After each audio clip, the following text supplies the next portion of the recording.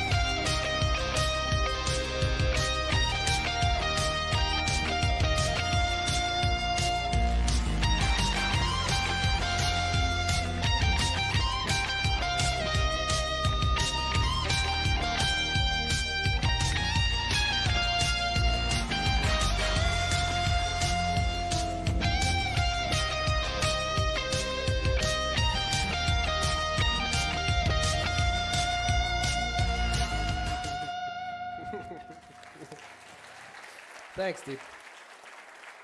So, net so voorsmaakie van wat besig is om te gebeur in ons volgende generasie en ek is excited oor wat die Here gaan doen in ons volgende generasie.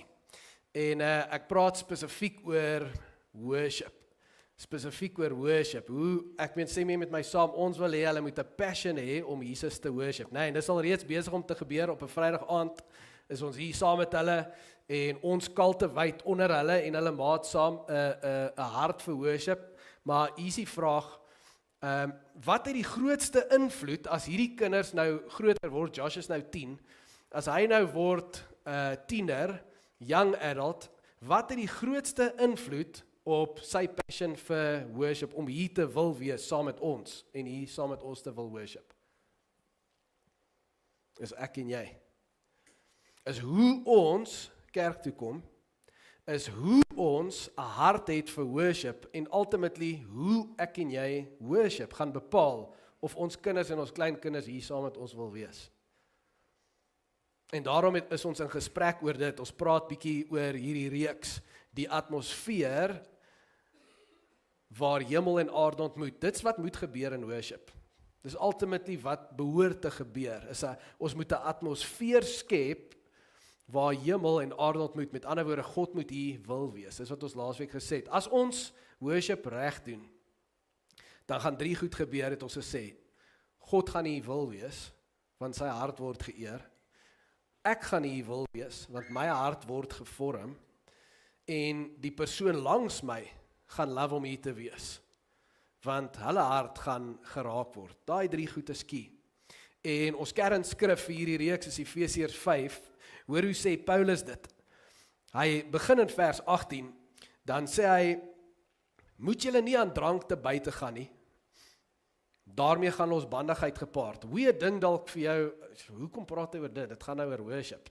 Wat hy sê is, ons het leemtes, ons het issues en battles in ons lewe, en baie mense wat besig is om daai battle te verloor, of in die middel van die battle is, hulle wil escape, hulle soek uit, hulle soek 'n verlamming, hulle gaan na drank toe. Het was al so in hulle tyd. Daar's net baie meer, hierdie tyd was daar net wyn, ons het vandag net baie meer bottels en baie meer goeders. En pille en grille. En dan sê hy, wat julle eerder moet doen is, julle moet deur die Gees vervul word. Nee, laat die Gees julle vervul. Maar hoe? Hy sê, sing onder mekaar psalms, lofgesange en geestelike liedere. Sing met julle hele hart tot eer van die Here. So wat sê Paulus? Die kerk wat worship reg doen. Die kerk waar worship is soos God dit wil hê. Die Heilige Gees gaan in daai kerk werk. Hy gaan eerstens daar wees. Ek gaan dan nou vir jou wys. Daar's 'n tipe worship waar God nie kom nie. Hy wil nie dan in daai kerk wees nie. Dis vir hom geraas. Ek gaan jou nou dit wys. God moet U wil wees. Dit begin by hom, ek kyk vir wie hy is. En soos ek kyk na wie hy is, vra ek hom, kom verander wie ek is. Dit raak my hart. En as ek regtig met oorgawe worship, en ek bless hom en dit raak my, weet jy wat gaan gebeur? Die ou hier langs my, dit gaan iets vir hom ook doen. Dit maak dat, as iemand by daai deur instap, en hy ken nie Jesus nie, dat hy hier kan sit in ons worship, en omdat die lewende Jesus hier in ons midde is, en ek en jy engage met hom, ervaar hy Jesus, ontmoet hy Jesus, kom mense tot bekering. Dis wat behoort te gebeur in ons worship. Vandag wil ek met jou praat oor van letsels na lof. Van letsels na lof. En dit gaan basies oor twee vrae wat ek wil hanteer. Die eerste een is, hoe moet ons worship dan? Hoe moet ons worship prakties lyk en voel? Hoe moet ons worship? En tweedens gaan ons praat oor, hoekom worship ek dalk nie so nie? Hoekom worship ek dalk nie so nie? En ek wil bietjie met jou chat oor letsels.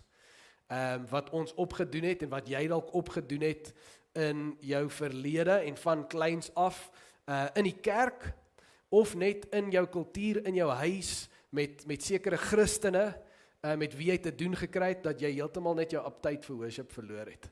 En dat jy dit dalk self nie eens as belangrik sien nie. Jy sit net hier en wag tot die boodskap begin, staan jy nou maar saam, maar dit beteken nie eintlik vir jou iets nie. Moenie so wees nie. So, van letsels na lof. Ek wil hê jy met jou Bybel blaai na Lukas 12 as jy hom hier het. As jy hom nie het nie, kan jy saam my volg op die skerm. En verskoon my dat ek so bietjie funny klink. Dis omdat daai seisoen van die jaar en mense het bietjie verkoue. Maar jy moenie net vir my hoor nie, jy moet die Heilige Gees hoor, so moenie net vir my luister nie. So Lukas 12, selfde soos Efesiërs 5 is dit vers 8 en 9, is Jesus wat hier praat, en hoor wat sê hy, elkeen wat hom voor die mense openlik vir my uitspreek, vir hom sal die seun van die mens hom ook openlik uitspreek voor die engele van God. Maar hy wat my voor die mense verloon, sal voor die engele van God verloon word. Hy wat hom uitspreek, waar? Voor die mense, met ander woorde in die publiek. Hy wat my erken, wat my worship in die publiek, wat my wil eer in die publiek, ek sal hom ook erken, maar hy wat my verloon, en verloon in hierdie konteks, kan jy sien beteken om te swyg, om stil te bly, om weg te steek. Dis nie om te sê ek is nie meer Christen, ek glo nie in Jesus nie. Dis om stil te bly. Wat sê Jesus? Hy sê eenvoudig, gesonde geloof, 'n gesonde verhouding met hom lei tot publieke ekspressie. Dis wat hy sê. As jou verhouding met my gesond is, jy sal nie skaam wees vir publieke ekspressie nie. En dis eintlik eenvoudig as jy dink aan, as jy lief is vir iemand, Egbert is lief vir Amanda, hy is nie skaam, maar ek sien hy hou vir haar vas, hoor, in die worship hou hy vir haar vas, hy is nie skaam om te wys nie. Hy wys, hy is lief vir haar, dis 'n publieke ekspressie van liefde en van lof. En Jesus sê, in jou verhouding met my, dit moet gesond wees, en gesond beteken dat iets van die gesondheid gaan wees, publieke ekspressie. Maar prakties, kom ons praat oor dit, hoe lyk dit?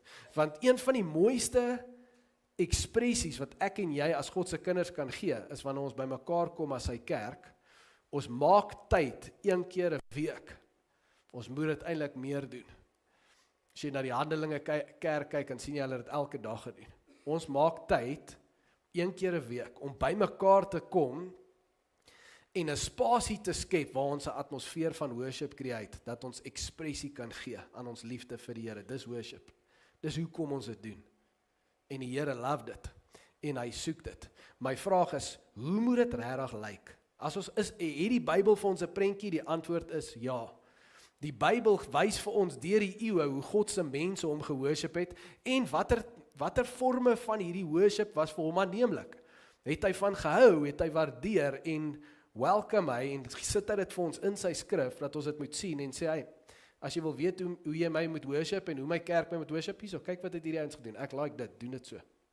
So, ek gaan 7 Hebreëse woorde vat uit die Ou Testament wat vir ons iets wys van worship en vir die skrif daarby sit en dan praat ons bietjie oor wat dit beteken. So die eerste een is NASA of NASA. As jy dink aan NASA, wat dink jy? Nou, so dit beteken op en in hierdie konteks om jou hande op te hef. So Psalm 134 sê, hef julle hande in gebed op na die heiligdom en prys die Here. Nou, om jou hande op te hef is eenvoudig 'n simboliek van honor en van oorgawe. As 'n kind sy pa of sy ma soek en hy's op die grond, wat doen hy?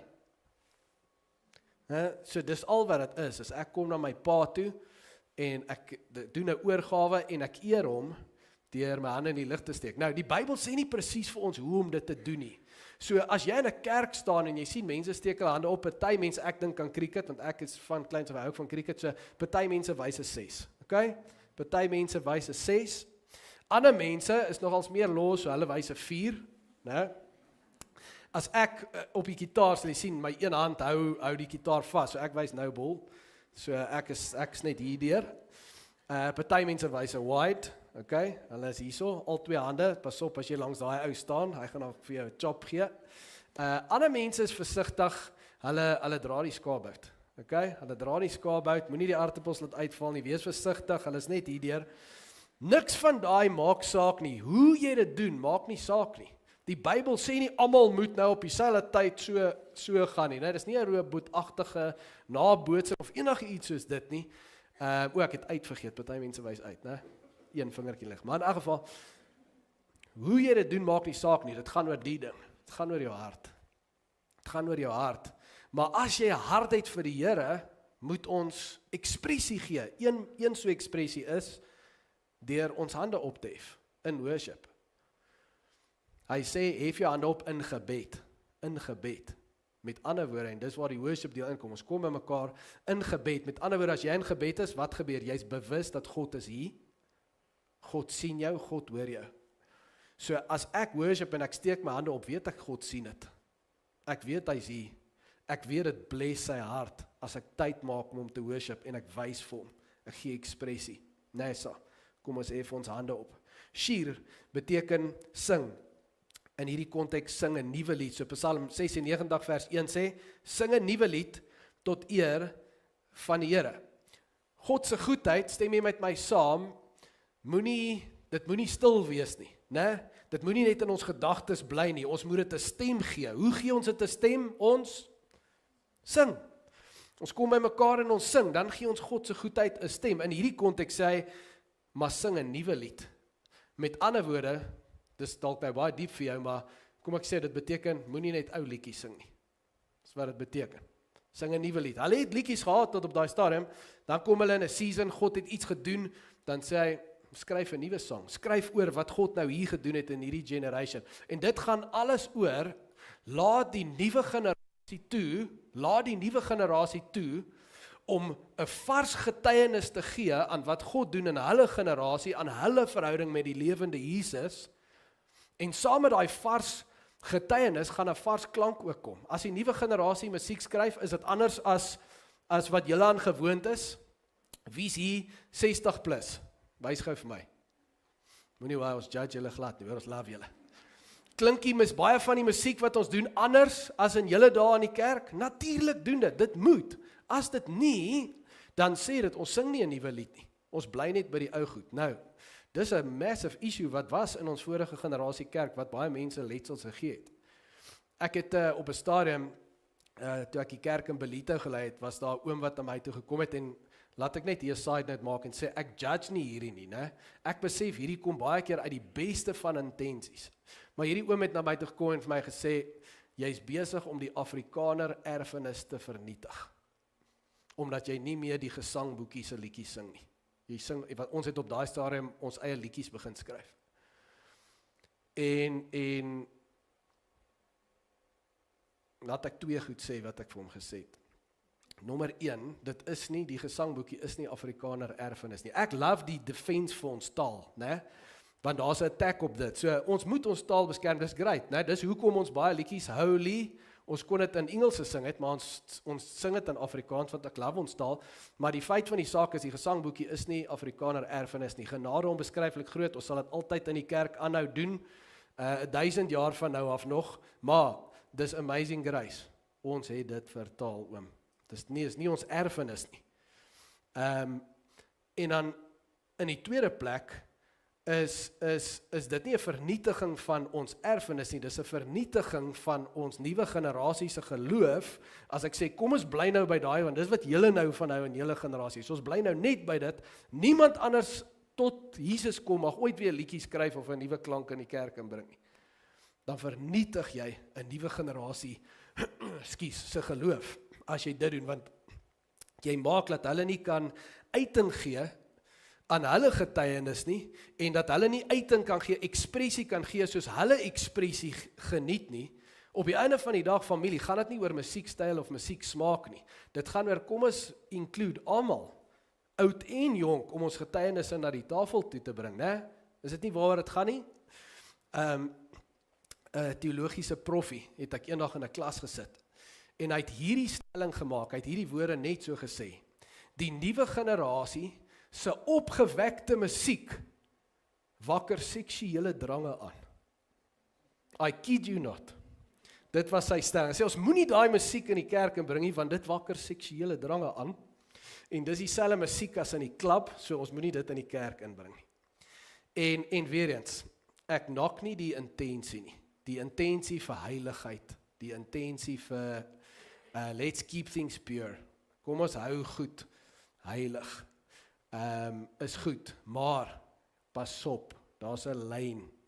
Want nou wat eintlik daai ding is, hulle het gehou van 'n spesifieke musieksmaak en styl, en hulle wou nie plek maak vir 'n nuwe generasie nie, en baie van daai ooms is die rede hoekom baie van ons nuwe generasie niks vandag met die kerk te doen wil hê nie, en dis hoekom ons nuwe generasie op 'n onheilige plek is. Nie oor die musiekstyl nie oor doef nie, maar oor waar hulle die doef luister, en wat die gees is van die doef wat hulle luister, want ons wou dit nie in die kerk inbring, en spasie maak vir ons nuwe generasie se uitdrukking van worship nie. Sing 'n nuwe lied, dit is 'n opdrag van die Bybel.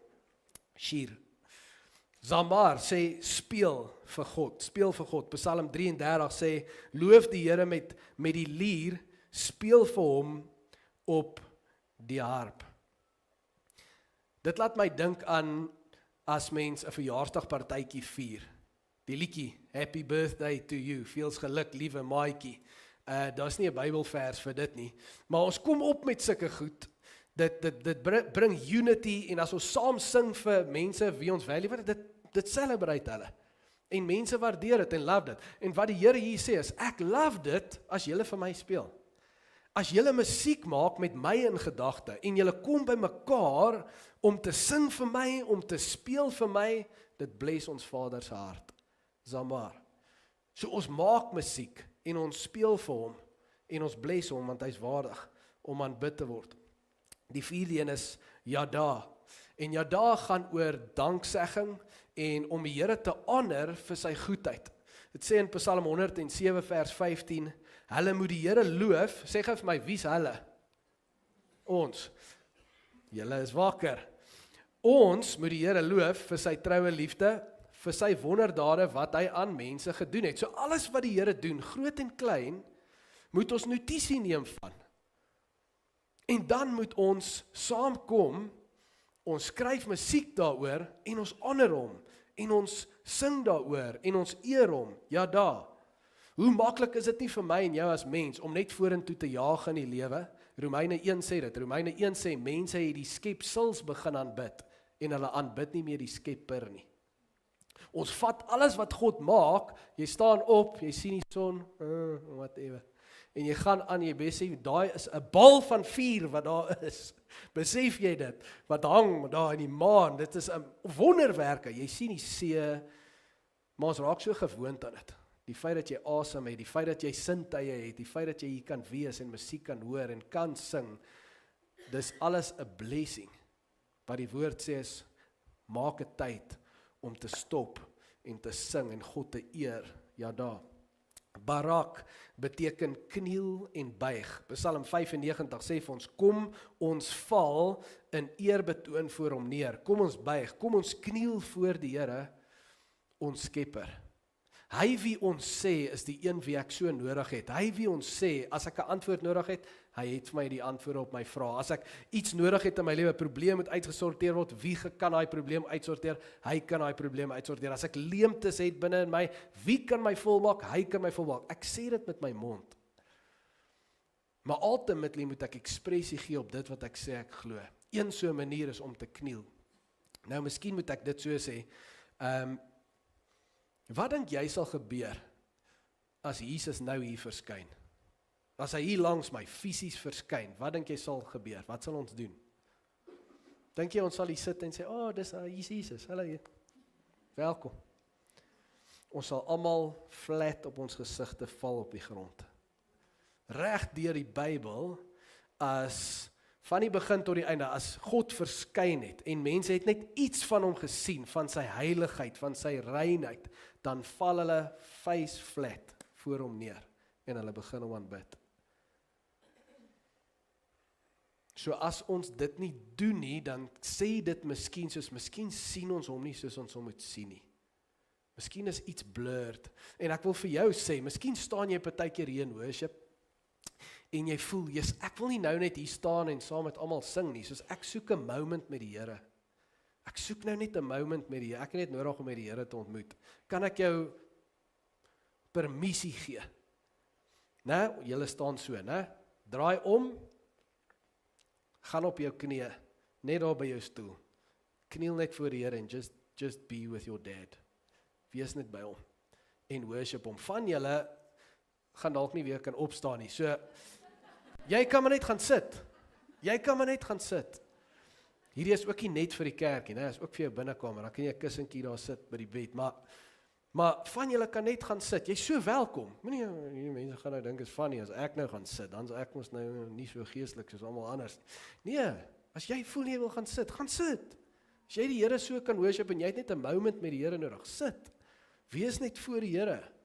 Praat met hom, ontmoet met hom. Dit gaan nie oor kom ons sing net saam soos 'n koor en ons gaan net deur die musiek nie. Dan gaan dit nie wees wat dit moet wees nie. Nie vir hom nie, nie vir jou nie, nie vir die ou langs jou nie.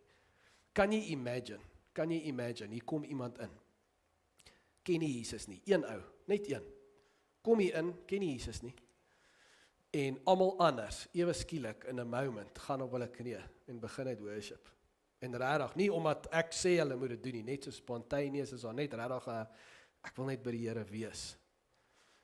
Wat sal dit doen vir daai persoon? Dis dieselfde soos as ons by rugby moet wees, né? Ek sê vir mense, ek is 'n baie reserved persoon. Ek is nie so tipe ou van nature nie. My persoonlikheid is baie reserved. So ek sien die ou wat die hele tyd gaan skree en wat die fight gaan begin nie, né? Ek sê ondersteun as jy dit wil begin, maar net ek sal net uit die kamera moet uitbly, maar en uit die tronk uit, maar ek sien ou wat daar vir die meeste van die tyd net daar gaan sit, né? Maar as die bokke die laaste minuut gaan skoor en almal spring op en cheer, wat gaan ek dink jy ek gaan net daar sit? So baie goed. Nee, dan gaan ek ook opspring en skree en bly wees almal. So daar's iets omtrent as daar is 'n communal spirit is, 'n collaborative spirit, 'n unity in spirit, dan raak dit die ou langs jou op 'n spesifieke manier dat hy nie kan op sy stoel bly nie. As dit so is in rugby, kan dit nie so wees in ons worship nie. En behoort dit nie eintlik eerder so te wees in ons worship, dat ons mense se harte kan bless langs my, want die Gees maak my vol, en dit loop oor, en hierdie ou ek weet mos ek het dit nodig, so ek weet die ouens langs my, voor my, agter my, die Here so nodig. Maar baie keer staan daai ou daar, hy kom dalk hier vir die eerste keer in hoeveel, en hy is nie op 'n plek van worship nie, dan is 'n baie groot ding wat dit influence, is die ou langs my, voor my, agter my. Dis hoekom Paulus sê, bemoedig mekaar, in Engels sê dit, encourage one another with psalms and spiritual songs. Kom by mekaar en bemoedig mekaar. As hierdie ou office, wie is jy daar in worship? Laat dit oorloop na die ou langs jou. 6 is Ruah, wat beteken jubel en toejuig. Psalm 100, kom voor hom met gejubel. As ek regtig bly is oor iets, as die bokke gaan skor, sit ons net daar. Nee, jy sê dit, jy skryf, jy skree, net so in die kerk, daarom skryf ons liedjies. Ons noem dit praise and worship. Dit is songs wat ons sing met 'n gejubel. Ons sê blessed be the name. Ons sê halleluja. Dis vreugdeskrete. Dit maak dat ons kan jubel en die Here kan honor en hom kan eer met blydskap. God is bly wanneer ek en jy bly is. Kan ek jou dit sê? God is op sy blyste wanneer ek en jy op ons blyste is. En dit vat iets om op ons blyste te wees. Dit beteken nie hy doen alles wat ek wil hê nie.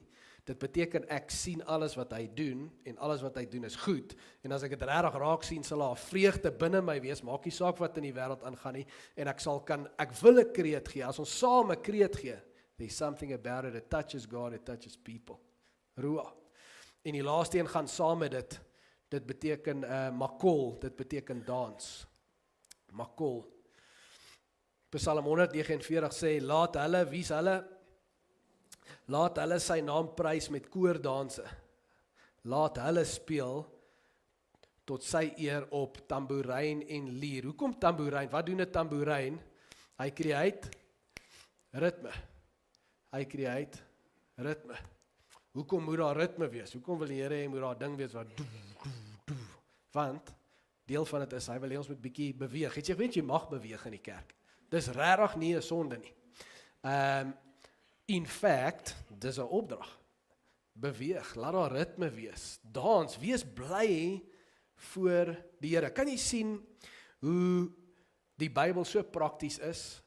Hande, stemme, musiek speel, dank die Here, jubel, dans. En dis nie net uiterlike goed nie, dis goed wat van binne afkom, maar ek wou net vir jou wys dat die Bybel maak dit baie duidelik dat my geloof moenie net in my kop en hier in my hart of in my baadjie se sak bly nie. Daar moet publieke ekspressie wees aan ons geloof, maar hier is die belangrike ding. Van binne na buite. Van binne na buite. Dis nie 'n ding van, okay, van nou af gaan ek vir julle wys, okay, dan is ons hierdeur en dan is ons daardeur. Okay, dis nie dit nie. Dis 'n ding van my uit my hart uit, is ek lief vir die Here en verstaan ek wil die Here kom honor en ek leer hoe ek kan express. Net as jy leer in 'n huwelik, net daar leer jy hoe jy kan express en wat hou my man of my vrou van, hoe kan ek express, moet jy leer, wat is God se love language, hoe kan ek vir hom wys, en ek leer dit, maar dit moet opreg wees, die ding is, daar sekere letsels wat maak dat ek en jy dit nie kan doen nie, en ek wil gou met jou chat oor 3 algemene letsels, net vinnig.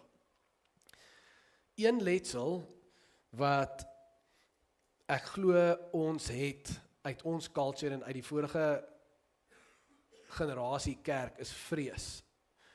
Dat as ek in die kerk in kom worship is 'n onveilige plek. En ek dink terug aan toe ek 'n laaitie was, dink ek het dit dalk begin vir my so. Ek dink aan maandagooggende in die skoolsaal het ons begin met die Onse Vader. En dis 'n goeie ding, né? Great, dit is 'n Christelike skool, ons begin die week met worship, maar die manier hoe dit gebeur het. So daar was ons juffrou gewees, sy het hierdie blou oë gehad wat reg deur jou gekyk het. En dan sy gespeel, da, da, da, da, da, en sy kyk vir jou, en as jy nie sing nie, en as jy nie op aandag staan nie, en bewaar jou siel as jy lag is jy dood. As hy net dink, jou mond gaan 1 grade op, want jy dood. So lyk eerder sad, huil eerder, maar jy moet nie lag nie. Jy lag nie wanneer ons worship nie. Né? Want hierdie is nou 'n heilige moment hier. So jy staan en jy sing. So ek dink as 'n kind, as jy blootgestel word aan daai, dis nie 'n baie veilige atmosfeer om te express nie. Né? En dan saam met dit, leer ons kerk, baie van ons kerke aan die konservatiewe kant was soos dit, en ons culture oor die algemeen was soos dit, né? Kinders word gesien maar nie gehoor nie. So jy leer van kleins af, respek, en ek dink dit weer eens met goeie intensie. het ons ouers, en ek sukkel om te reconcile met geestelike leiers, want hulle moes die Bybel ken, en die Bybel duidelik wys vir ons dat ons moet express. Maar daar is vir ons geleer dat respek is stil. Respek is stil. Jy staan stil, jy bly stil, jy lag nie. Jy geniet dit nie. Dis ernstig. As dit oor Here gaan, dan is jy ernstig. En dit het ons 'n beeld van God gegee en 'n beeld van worship gegee, wat maak dat baie van ons het 'n vreesletsel, 'n onveilige letsel, soos jy kan nie hier kom nou, lyk of van hierdie mense hulle self geniet, great vir hulle. Maar dis 'n letsel. Jy kan jouself nie geniet in worship nie, want jy's geleer van kleins af, ons doen nie dit nie. Dis nie wie ek is nie. Die Engelse kerk, hulle doen dit so. Dis hulle kultuur is so, of die swart kultuur, dis hulle culture, dis 'n culture ding. Maar dan hoekom het jy gisterand by die rugby so geskree? As dit nie is wie jy is nie. Kyk, jy het mal gegaan, en jy het gedans, en jy was op die tafel, toe is dit wie jy is. Maar in die kerk, ewe skielik is dit nie wie jy is nie. Dit wys vir jou, dis nie waar nie. Ons het geleer om 'n hoed op te sit as ek in die kerk inkom, wat my totally verlam, my vreeshoed, wat maak dat ek te bang is, selfbeskerming. Dis 'n letsel, ons moet genees van dit. Die tweede letsel is een van vorm, en hierdie is meer vir julle wat dalk in meer charismatiese kerke groot geword het. Vorm, met ander woorde, 'n manier van worship word vir jou gewys, en dis nie noodwendig intentioneel gekommunikeer nie, maar dit kon gewees het, of dit was net die atmosfeer as jy in die kerk inkom, dat hierdie mense by die kerk, almal is hier deur, en almal spring rond, en almal is loud, en almal is opgewonde, en soos dis nie my persoonlikheid nie, maar nou kom ek hier in, en baie van daai, in kerk het baie mense laat voel, jy's nie geestelik genoeg nie. Nou, hoekom staan jy so stil, wat fout met jou? En baie mense het baie van daai oomies en tannies wat dalk die meeste hulle hande swaai en die hardste skree in die kerk op Sondag geken, dat in die week knyp hulle die kat in die donker. En dit het 'n letsel veroorsaak wat hulle hele aptyd vir kerk en vir worship weggevat het. Wat gemaak het dat hulle sê, weet jy wat, hierdie is 'n joke. Ek wil met hierdie niks te doen nie. Inteendeel, dit het 'n baie valse ding in hulle hierdie duiwel dit gebruik om 'n valse saadjie in hulle te plant wat sê, mense wat heavy ekspressief is, daar's definitief 'n skroef los. Jy kan maar gaan kyk, hulle doen iets iewers verkeerd iewers. Daar's baie mense wat daai letsel het. So hulle het nie meer 'n passion vir kerk nie. Hulle het nie 'n passion. Die oomblik as worship begin en hulle check mense is hier besig met die Here, dan kom daai ding op. Dan het hulle daai ding van, is daar dalk van daai mense, en daar's een van daai tannies, daar's een van daai ouens, check hoe hoog steek hy sy hande op, hy draai die dak raak, hierdie dak is bietjie hoog. Dan is daar daai goed, dis 'n letsel. Ons moet genees van dit. In die derde plek is dalk iets wat jy nie eens aan sou gedink het as 'n letsel nie, maar baie van ons generasie word nie groot in kerk nie. Of dit is dat hulle ouers nie kerk toe gegaan het nie, en of dit is dat hulle net nie kerk toe gaan nie. Baie van ons generasie is kerkloos, heeltemal. Nie Christene nie, hulle is Christene, maar hulle is kerkloos. So hulle het nie groot geword met 'n denkwyse dat worship is actually 'n ding in die Bybel, soos God wil hê ons moet worship. Hulle het nie groot geword met dit nie. So hulle kom partykeer kerk toe, en dan is dit soos, okay, die mense worship, hoekom worship hulle? As jy hulle moet vra, sal hulle jou nie 'n antwoord kan gee nie. Nou, musiek, mense hou van musiek, en is mooi Christelike musiek, ons staan en luister. Hulle weet nie, hoekom is worship belangrik nie. En die ander nadeel van dit is, nou kom hulle in 'n kerk en hulle judge musiek gebaseer op, hou ek van hierdie musiek? Hier begin hierdie volgende liedjie, like ek hierdie liedjie, ek het hierdie liedjie al iewers gehoor, hou ek van hom? Ek weet nie of ek so baie van hierdie liedjie, en dit gaan oor my. Ons het 'n baie consumer-driven nuwe generasie. Ek gaan pick and choose wat ek like, want ons al hierdie opsies. Loyaliteit, sterk ding in die vorige generasie, is gone in die nuwe generasie. Jy een ding doen wat ek hier like, hier gaan ek langs aan. En baie van worship gaan net oor my feelings, en dit moet my stir. Dis 'n my focus, dis 'n letsel. As worship nie vir jou belangrik is nie, of as worship oor jou gaan, Daai is 'n diep letsel wat jy van moet genees. Want as ek en jy hier inkom, gaan dit oor die Here. Dit gaan nie oor my en jou nie. Ja, daar's 'n effek waar hy my kom raak as hy hier is, maar vir hom om hier te wees, moet my hart wees om hom te worship. Ek wil afsluit met 2 skrifte om vir jou te wys, daar's 'n tipe worship dat as ons so worship, dan is die Here, hy wil nie eens hier wees nie. Dis vir hom, in die Bybel sê hy op 'n paar plekke vir sy mense, dis soos, julle maak my naar. Hierdie musiek wat julle maak in julle worship, dis soos geraas, dis soos, dit is bad vir my ore, ek wil dit nie hoor nie, hou op, en ek wil vir jou een so skrif lees in Amos 5, vers 23 en 24, hoor wat sê, hy sê, gee pad voor my, met die rumoer van jou gesing, ek wil nie jou harpmusiek hoor nie, en dan sê hy, wat wil hy eerder hê, en hy roep vir bekering, en hy sê, maar laat die reg en geregtigheid tevoorskyn kom, laat dit aanrol soos watergolwe, soos 'n standhoudende stroom. Hy roep vir bekering, wat die Here in effek hier sê, baie eenvoudig is, julle staan in die kerk, want dit is die Ou Testament mense, hulle was 'n unit, hierdie was duisende mense wat saamgekom het, gesing het, en hulle het geweet wat om te doen, nou hef ons hande op, nou bid ons, nou is ons stil, nou kniel ons, hulle het die hele ding fisies gedoen, maar die Here sê, ek haat daai, julle doen al die goedjies, maar dit kom nie uit julle harte uit nie, julle harte is ver van my af, jy's nie hier om my te worship nie, jy's hier om maar net gou die dansie te doen, want wat gaan die mense sê, en dis baie hoe dit ook in die ou dae was, né? Almal was kerkmense, en omdat almal kerk toe gegaan het, is hoekom almal kerk toe gegaan het. As al jou vriende vandag in die kerk sou wees, as jy geweet het, 99% van jou vriende gaan in die kerk sit vandag, en jy voel vanoggend, ek weet nie of ek wil gaan nie, jy sou hier gewees het. Want jy wil nie die odd one out wees nie. Dit was baie mense se motivering in die vorige dae, dit was motivering hier, en die Here sê, ek sien dit. Ek sien jou hart. Ek sien dat jy nie wil wees, jy wil my nie worship nie, jy wil nie van my hoor nie, ek soek jy dit nie, bly eerder stil. En wanneer ons in hierdie plek inkom, en ons worship, en my hart is koud, en onbetrokke, en ek staan en ek dink al aan lunch, en ek dink aan, kan hierdie girl nou net klaar sing, laat ons net by die boodskap uitkom. Dis waar die Here voel, stop dit net. Wat doen julle? Julle mors 15 vir 1/2 uur van julle lewe mors julle. En mag dit nie so wees nie. Kom ons erken en sê, baie sondae is dit vir ons so. En mag ons sê, Here, vergewe ons. En help ons laat dit nie so moet wees nie.